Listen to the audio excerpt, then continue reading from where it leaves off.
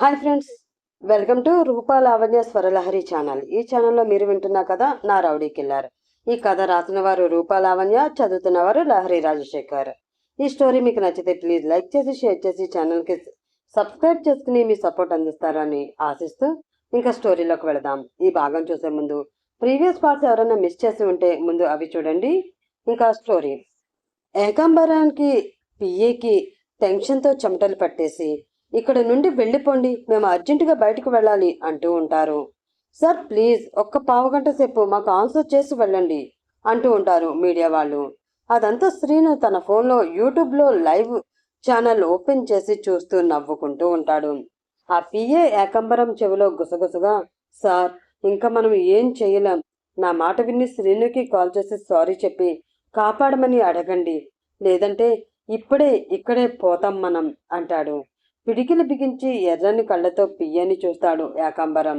Please sir, మీరే చేయించారు అని ఎలాగో తెలిసిపోయింది, ఇంకెందుకు దాపరికం, సారీ చెప్పేయండి సార్ అంటాడు. గట్టిగా ఊపిరి వదిలి అంటూ మీడియా వాళ్ళందరినీ నుంచి వెనక్కి తిరిగి శ్రీనికి కాల్ చేస్తాడు ఏకాంబరం. ఈలోపు మీడియా వాళ్ళతో ఏవేవో చెప్తూ ఉంటాడు పిఏ. హలో శ్రీను, నన్ను క్షమించు, నాకు బుద్ధి లేదు, అందుకే ఇలా చేశాను, మళ్ళీ ఎప్పుడు ఇలా చేయను, ఈ ఒక్కసారికి నన్ను క్షమించు అంటాడు ఏకాంబరం. అయ్యో సార్, ఏమైంది, సడన్ గా ఫోన్ చేసి ఇలా మాట్లాడుతున్నారేంటి, ఏమైంది మీకు అంటూ నవ్వుకుంటూ ఏమీ తెలియనట్లు అడుగుతూ ఉంటాడు శ్రీను. శ్రీను, టైం లేదు, నీకేం కావాలంటే అది ఇస్తా, ఏం చెప్తే అది చేస్తా, వదిలేయి అంటూ ఆల్మోస్ట్ ఏడుస్తూ ఆ టెన్షన్ భరించలేక వణుకుతూ మాట్లాడుతూ ఉంటాడు ఏకాంబరం. సరే చూద్దాం, ఇప్పుడే కదా ఏం చెప్పినా చేస్తా అన్నావు, అక్కడ ఉంది కదా మీడియా, తిన్నగా వాళ్ళతో నీ పదవికి నువ్వు నీ పర్సనల్ కారణాల వల్ల రాజీనామా చేస్తున్నాను అని చెప్పు, ఈరోజే రాజకీయ సన్యాసం తీసుకుంటూ ఇకపై రెస్ట్ తీసుకుంటాను అని చెప్పు, ఆ తర్వాత మళ్ళీ ఫోన్ చేయి అని ఫోన్ పెట్టేస్తాడు శ్రీను. ఏకాంబరం చేష్టలిడి అలా ఉండిపోతాడు. రాజకీయ సన్యాసం అన్నా తన ప్రాణాలు తీసుకోవడం అన్నా తనకి రెండూ ఒకటే. సీఎం అవ్వాలన్న తన చిరకాల మరియు జీవితకాల కోరిక ఇంకా ఎప్పటికీ నెరవేరదు. అందుకే అలా కామ్గా నిల్చునే ఉండిపోతాడు. పిఏ టైం చూశాడు. 12:25 అవుతుంది. ఇంకా 5 నిమిషాలు. మీడియా వాళ్ళతో మాట్లాడుతూ సడన్గా హే ఆగండి అని ఏకాంబరం వైపు చూసి, సార్ మాట్లాడారా అని మెల్లిగా అడుగుతాడు. ముందు ప్రాణాలతో ఉండడం ముఖ్యం, ఆ తర్వాత నేనేంటో ఆ శ్రీనుకి తెలిసేలా చేస్తాను అని నిర్ణయానికి వస్తాడు ఏకాంబరం.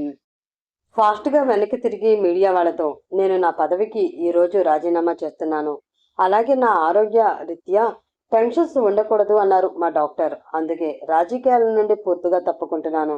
నా నిర్ణయానికి మా అనుచరులు, కార్యకర్తలు, అభిమానులు కట్టుబడి ఉండి నాకు ఎల్లవేళలా తోడుగా ఉంటారని ఆశిస్తున్నాను అంటూ ఫాస్ట్గా నడుచుకుంటూ వాళ్ళందరినీ దాటుకుని పక్కకు వెళ్ళి శ్రీనుకి తన పిఏతో ఫోన్ చేయిస్తాడు. నా మనుషులు ఆ మీడియా వాళ్ళతో కలిసిపోయి ఉన్నారు, ఆ బాంబ్ డిస్పోజ్ చేశారు, నా దగ్గర మళ్ళీ మీ తోక జాడిస్తే ఈసారి ప్రాణాలతో ఉండరు అని ఫోన్ పెట్టేస్తాడు శ్రీను. మనసులో మాత్రం తొందరలోనే నీ కథకి కూడా ఫుల్ స్టాప్ పెడతా ఏకాంబరం, రెడీగా ఉండు అని అనుకుంటూ ఇంటికి బయలుదేరతాడు. శ్రీను ఇంటికి వెళ్ళగానే అప్పటికే హాల్లో కూర్చుని టీవీలో ఏకాంబరం న్యూస్ చూస్తున్న రాజేష్ శ్రీను లోపలికి రావడం చూసి, శ్రీను అర్జెంటుగా ఇటురా, నీకు విషయం చూపించాలి అంటూ పిలుస్తాడు. శ్రీనుకు ఆల్రెడీ విషయం తెలుసు కాబట్టి నవ్వుకుంటూ వెళ్ళి ఏంట్రా అని అడుగుతాడు. ఏమీ తెలియనట్లు మన హోమ్ మినిస్టర్ ఏకాంబరం తన పదవికి రిజైన్ చేసేస్తున్నాడురా, అదిగో న్యూస్లో అదే వస్తుంది చూడు, స్వయంగా అతనే చెప్తున్నాడు అదంతా కూడా అంటూ శ్రీను మొహం చూసేసరికి శ్రీను టీవీ చూడకుండా రాజేష్ వైపు చూసి నవ్వుతూ ఉంటాడు. రాజేష్కి అర్థమైపోతుంది. షాక్ అవుతూ, అంటే దాని అంతటికీ కారణం నువ్వేనా అంటూ అడుగుతాడు. శ్రీను మళ్ళీ ఒక్కసారిగా సీరియస్గా ఫేస్ పెట్టుకుని సోఫాలో కూర్చుని, అవునరా నేనే, ఆ నరసింహానికి అంత ధైర్యం ఎలా వచ్చిందా అని రాత్రి నిద్రపోకుండా బాల్కనీలో అటు ఇటు తిరుగుతూ ఆలోచిస్తున్నాను. తెల్లవారుజామున 4 గంటలకి ఆ ఏకాంబర మనుషులు మన ఇంట్లోకి వచ్చి మన సెక్యూరిటీ కెమెరాలను పగలగొట్టి నా కార్ కింద టైం బాంబ్ సెట్ చేశారు. లక్కీగా నేను చూశాను కాబట్టి సరిపోయింది, లేదంటే ఏంటి పరిస్థితి, మొత్తం తెలుసుకోవాలని వాళ్ళని ఫాలో అయ్యి కన్ఫర్మ్ చేసుకుని వచ్చి చెక్ చేస్తే వాళ్ళు మధ్యాహ్నం 12:30కి టైం ఫిక్స్ చేశారు. నాకు మళ్ళీ ఏ రేంజ్లో డేంజర్ ఉందో అర్థమైందిరా, అందుకే ఉదయం మీరంతా అమ్ముతో పెళ్లి అనగానే అంతలా భయపడ్డాను. మళ్ళీ నాకు నేనే ఆలోచించుకుని నేను వేరే ఎవరికో భయపడి నా జీవితాన్ని, కుల్ఫీ జీవితాన్ని బాధపెట్టడం కరెక్ట్ కాదు అనిపించింది. ఏదేమైనా తేల్చుకుంటేనే బెటర్ అనిపించింది. అందుకే డైరెక్ట్గా ఆ ఏకాంబరానికే వార్నింగ్ ఇచ్చి వచ్చాను. ఇప్పుడు కనీసం వాడు ఏమైనా పీకాలన్నా వాడికి పదవి కూడా లేకుండా చేశాను. రాజకీయ సన్యాసం తీసుకోకపోతే ఆ బాంబు పేలి నువ్వే చస్తావని వాడి బాంబే పెట్టి బెదిరించాను. కానీ ఈరోజు ఒకటి మాత్రం నాకు అర్థమైంది. వీళ్ళందరినీ ఇలా వదిలేస్తే చాలా కష్టంరా. నాన్నని చంపి తనుని అలా చేసిన వాళ్ళని ఎవరిని వదలకూడదు. వాళ్ళందరి వెనక ఏకాంబరం ఉన్నాడు అని నాకు ఈరోజే తెలిసింది. ఒక్కడిని కూడా వదిలిపెట్టవద్దు అంటూ రాజేష్ వైపు చూశాడు శ్రీను. శ్రీను కోపాన్ని రాజేష్ అర్థం చేసుకుంటాడు. ఒకప్పుడు బాధలో తెలియకుండా వాళ్ళ జీవితంలో చాలా సంతోషంగా ఉండేవారు. కానీ ఇప్పుడు ఏకాంబరం, నరసింహం చేసిన పనులకి మొత్తం జీవితాలే తలకిందులైపోయాయి. ఒక మనిషిని కనీసం కొట్టాలన్నా కూడా 10 సార్లు ఆలోచించే శ్రీను ఇప్పుడు ఏమీ ఆలోచించకుండా ప్రాణాలు తీస్తున్నాడంటే వాటి అన్నిటికీ కారణం నరసింహం, ఏకాంబరం.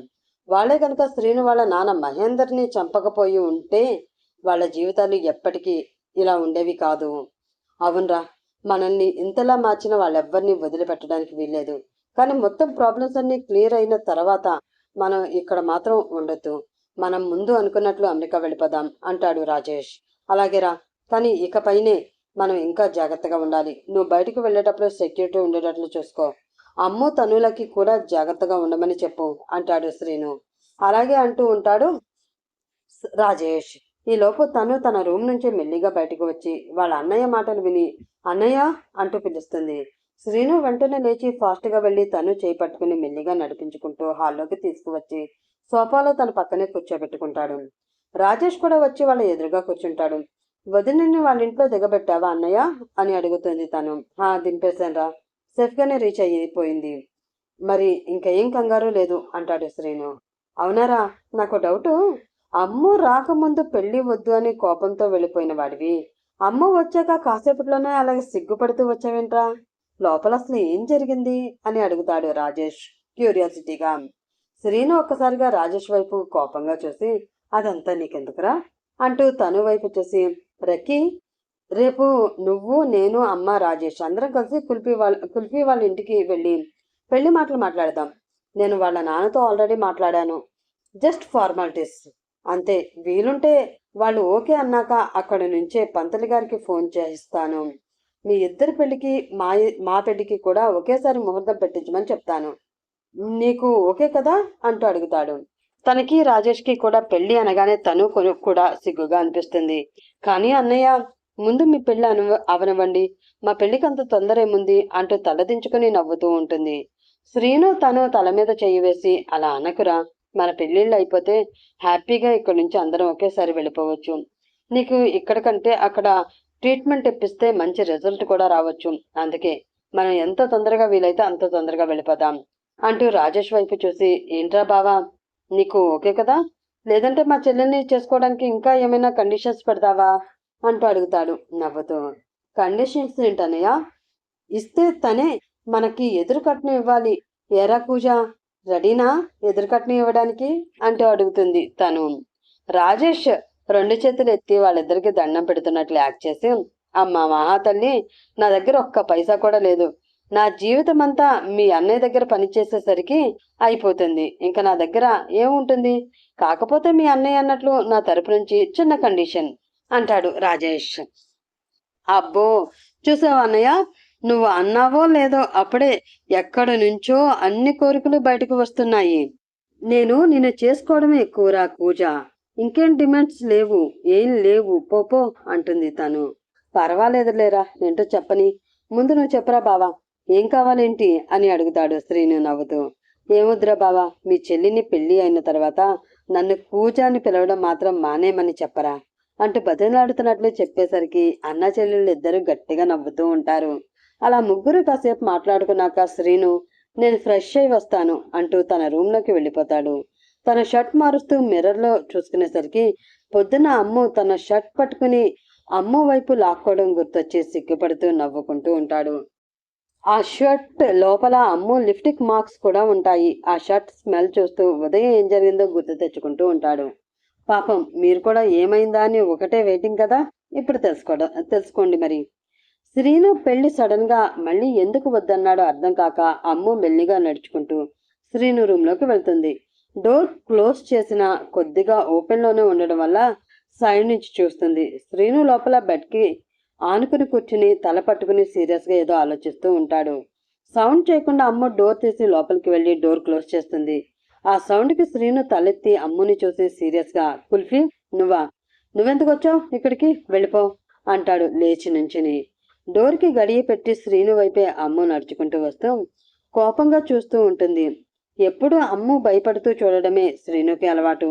అలాంటిది కోపంగా చూస్తూ వస్తూ ఉంటే ఏమి మాట్లాడాలో తెలియక, కుల్ఫీ ముందు నేను చెప్పేది విను. నేను అనుకుంటున్నట్లు నా చుట్టూ ఉండే వాళ్ళంతా మంచివాళ్ళు కాదు. నేను ఇన్ని రోజులు ఎవరినైతే నమ్ముతూ వచ్చానో వాళ్ళే నన్ను చంపాలని చూస్తున్నారు. నిన్నటి వరకు ఆ నరసింహం తన మనుషులు మాత్రమే నన్ను చంపడానికి అదంతా ప్లాన్ చేసి రాజేష్ని కిడ్నాప్ చేశారు అనుకున్నాను. కానీ కాదు అని అమ్ము వైపు చూసేసరికి అప్పటికే అమ్ము చేతులు రెండు కట్టుకుని కోపంగా శ్రీనునే చూస్తూ మెల్లిగా నడుస్తూ ఉంటుంది. ఇంకా ఇందులో పెద్ద పెద్దవాళ్ల హ్యాండ్ ఉంది అంటూ అమ్ము అలా తన పైకి రావడం చూసేసరికి మాటలు రాక సాగదీస్తూ కన్ఫ్యూజ్ అవుతూ మాట్లాడుతూ ఉంటాడు శ్రీను. అమ్ము పూర్తిగా శ్రీను దగ్గరికి వచ్చేసి ఎప్పుడూ శ్రీను అమ్ముని గోడకి లాక్ చేసినట్లు ఈసారి రివర్స్లో అమ్మునే శ్రీనుని గోడకి లాక్ చేస్తుంది. ఎందుకో శ్రీనుకు మొదటిసారి గాలి కూడా ఆడకుండా ఊపిరి ఆడనట్లు అనిపిస్తూ అమ్మ వైపే ఆశ్చర్యంతో చూస్తూ ఉంటాడు. చెప్పు, ఇంకా ఆపేసేవేం, నేను వింటానులే అంటుంది అమ్ము శ్రీను ఛాతి మీద తన రెండు చేతులు వేసి. శ్రీను పాపం ఉన్న పళంగా నీరు కారిపోయి భారంగా ఊపిరి పీలుస్తూ మెల్లిగా కుల్ఫీ అంటాడు. అమ్ముకు అర్థమయ్యి ఈ తింగరోడికి ఇలా చేయడమే కరెక్ట్ అనుకుంటూ ఏంటి అను అని మత్తుగా అంటుంది. ఇంకా శ్రీనుకు మాటలే రావు. పెదాలు తడియారిపోయి గుండె ఫాస్ట్గా కొట్టుకుంటూ తన గుండె చప్పుడు తనకే వినిపిస్తూ ఉంటుంది. అమ్ము కూడా మెల్లిగా స్లోగా, చెప్పు అను, ఇప్పుడు చెప్పు, నన్ను పెళ్లి చేసుకోవా, నేను నీకొద్దా, ఈ మిమ్ముంట్లో నా కళ్ళలోకి చూస్తూ చెప్పు, వెళ్ళిపోతాను, మళ్ళీ ఎప్పుడు కనిపించను అంటుంది కావాలనే ఎమోషనల్గా లాక్ చేస్తూ. శ్రీను ఇంకా ఉండలేక కుల్ఫీ అంటూ చిన్నగా ఏడుస్తూ గట్టిగా కౌగిలించుకుంటాడు. శ్రీనులో ఉన్న భయం అమ్ముకి అర్థమవుతుంది. అయినా కూడా కరగకపోతే మళ్ళీ మళ్ళీ ఇలాగే చేస్తాడు అని. చెప్పు అను, నాకు ఇప్పుడే తెలియాలి. నువ్వు ఇలా మాటి మాటికి భయపడి నన్ను వద్దు అంటుంటే నేను ఏం చెయ్యాలి? ఇదే నేను నీకు ఇచ్చే లాస్ట్ ఛాన్స్. మళ్ళీ లైఫ్లో ఎప్పుడైనా ఇలా అంటే నేను నీకు ఎప్పటికీ కనిపించినంత దూరంగా వెళ్ళిపోతాను అంటుంది. వెంటనే అమ్ముని వెనక్కి లాగి చెంపలపై చెయ్యి వేసి పట్టుకుని, లేదురా, నాదే తప్పు. నీ మీద ఉన్న అతి ప్రేమతో నిన్ను కోల్పోకూడదని ఒక పక్క, నాకేమైనా అయ్యి నీ లైఫ్ స్పాయిల్ అవ్వకూడదు అని ఇంకో పక్క ఆలోచిస్తూ ఎలాంటి డెసిషన్స్ తీసుకున్నా ఇంక వద్దు. ఎవరికో భయపడి నేను నిన్ను వదులుకోలేను. ఇప్పుడు చెప్తున్నా, నాలో ప్రాణం ఉన్నంత వరకు నిన్ను విడిచిపెట్టను. ఇకపై నువ్వే నా జీవితం అంటాడు. అమ్ముకి ఒక్కసారిగా శ్రీనుపై ప్రేమ పొంగుకొచ్చి శ్రీనుకి ముద్దు పెట్టాలనిపిస్తుంది. ఇంకేం ఆలోచించకుండా ఒక్కసారిగా ముందుకు వచ్చి శ్రీను పెదాలపై ముద్దు పెడుతుంది. కానీ చాలా చిన్నగా, జస్ట్ ఫ్రాక్షన్ ఆఫ్ సెకండ్స్. తన పెదవులను శ్రీను పెదవులకి తాకించి వదిలేస్తుంది. శ్రీను షాక్ అయి ఏం జరిగిందని ఆశ్చర్యంతో పెద్ద కళ్ళు చేసుకుని చూస్తూ ఉండిపోతాడు. అమ్మ మాత్రం సిగ్గుపడుతూ తలదించుకుని నవ్వి మళ్ళీ తల ఎత్తి శ్రీను ఎక్స్ప్రెషన్ చూసి నవ్వుతూ కనపడుతుంది. శ్రీను షాక్ నుంచి బయటకు వచ్చి నవ్వుతూ అమ్ముని దగ్గరికి లాగి ఈసారి గట్టిగా ముద్దు పెడతాడు. అమ్ము కూడా నవ్వుతూ శ్రీను మెడ చుట్టూ చేతులు వేసి తల పట్టుకుని సంతోషంతో శ్రీనుకి సహకరిస్తుంది.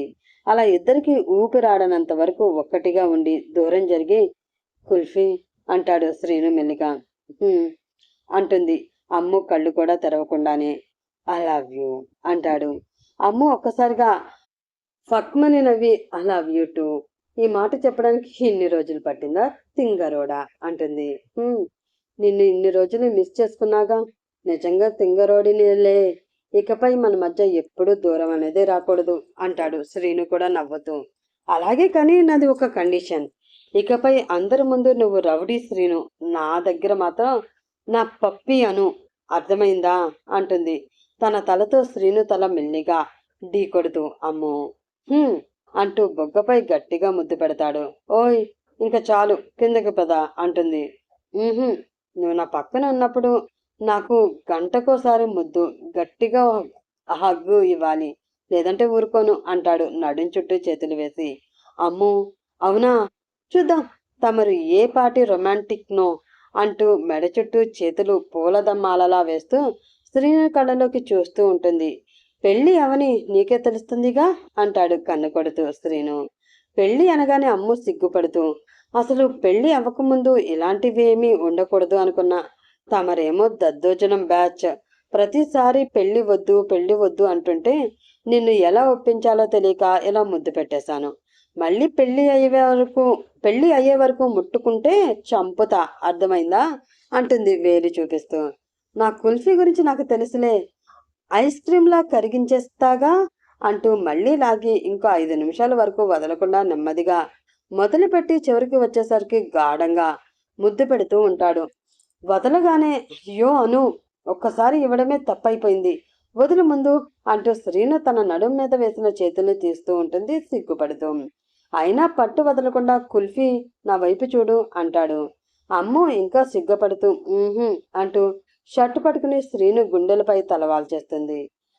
గుండెపై రాసుకుంటూ, అబ్బా భలే సిగ్గుపడుతున్నావు కుల్ఫీ, నీ నవ్వు చూస్తుంటే నొప్పి స్టార్ట్ అవుతుంది తెలుసా అంటూ ఇంకా గట్టిగా తన వైపుకి హత్తుకుంటాడు.